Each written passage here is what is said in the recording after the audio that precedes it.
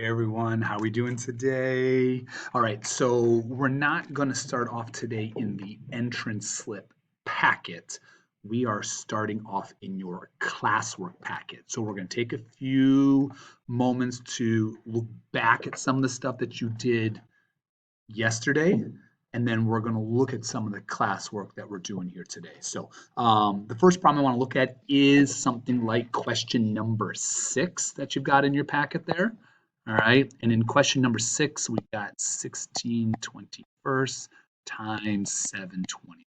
The reason why I wanted to bring this one to your attention is because a lot of people will miss the cross division on this problem. Remember, with cross division, we're looking on the diagonals and we're seeing if there's someone we can divide by.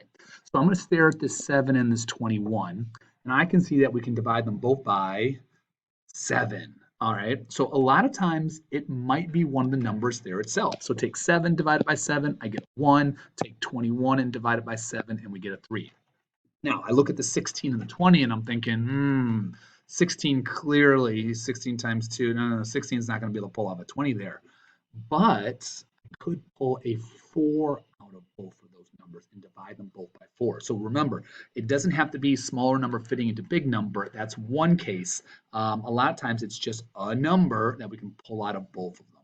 I like to start with the smallest number and deal with that one because it's just less possibilities typically. So divide them both by 4. 16 divided by 4 is a 4. 20 divided by a 4 is a 5. So now I can multiply across. 4 times 1, 4. 3 times, sorry, that was bad handwriting there, 5. 3 times 5, yeah, 15. So there's your 4 15s for your answer. All right. The other one I wanted to look at was question number 9. In 9, we got 3 of them that we're rolling with here.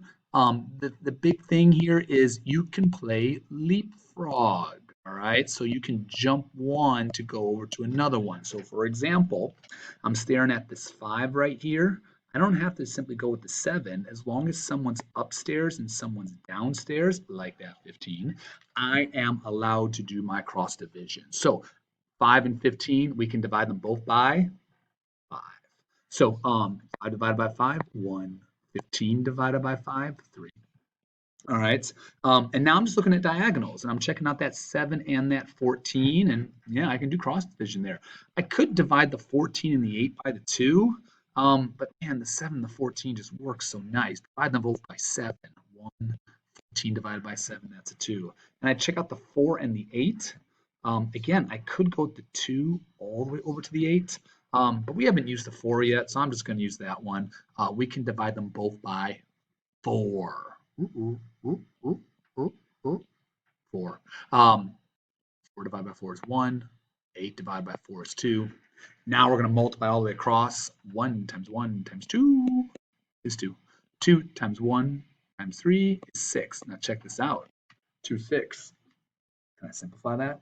Absolutely, I can. I could divide them both by 2. So if you pause for once, let's divide by 2. Let's pause. Then I'll show you what I'm talking about here. 2 divided by 2 is a 1. 6 divided by 2 is a 3, 1/3. But let's go back. See this 2 way up here? See this 2 way down there? I could have done cross division one more time. I could divide them both by 2. All right. And look, 1 times 1 times 1, 1. 1 times 1 times 3, 3. So again, if you don't catch all the cross division, it's fine. You just got to be ready to simplify.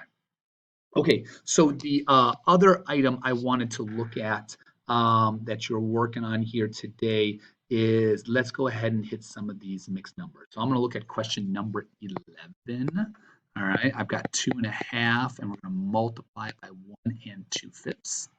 So the big thing here is we need improper fractions. So to do improper fractions, this is where we are multiplying the denominator to the whole number. All right, and then we're adding on the numerator, which is the top number. So 2 times 2 is 4. 4 plus 1 is 5. Keep the denominator the same. So it's 5/2. All right, same process. 5 times 1 is 5. Plus 2 is 7. So we've got 7/5. Now it's a fraction. It's an improper fraction, but it's still a fraction. So let's do some cross division here. All right, check this out. I see some 5s. Let's divide them both by 5. All right.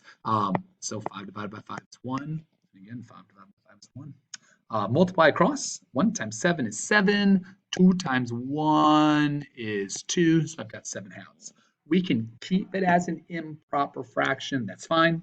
I can't divide them both by something. If I want to change it into a mixed number, some of you know how to do that. We can take 3 groups out. All right, we got 1 left over. We were trying to put them in groups of 2, so 3.5. But hey, you can stop at the 7/2. That's good. Hey, I didn't do cross division at that 7 and the 2 because what are you going to divide by? 2? No, I can't do 7 divided by 2. And that's my only option. So again, that's your improper fractions because we had mixed numbers. Let's do one more together. Let's go after question number. Hey, check this out. 14, 15 on the exact same problem. It's a 2-for-1 deal. Let's do this. All right, so in number 14, I've got 2 3/10 times 4. So improper fractions, remember. So, okay, let's multiply. 10 times 2 is 20. 20 plus 3 is 23. So we've got 23/10. Now check this out. 4 is a whole number. How do you make 4 into a fraction? Well, we put a 1 underneath it. Now, why do we put a 1 underneath it? Well, the fraction bar is actually a division symbol. 4 divided by 1 is 4.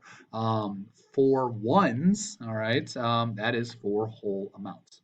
So again, now I've got my improper fractions, looking for some cross division, and there is some.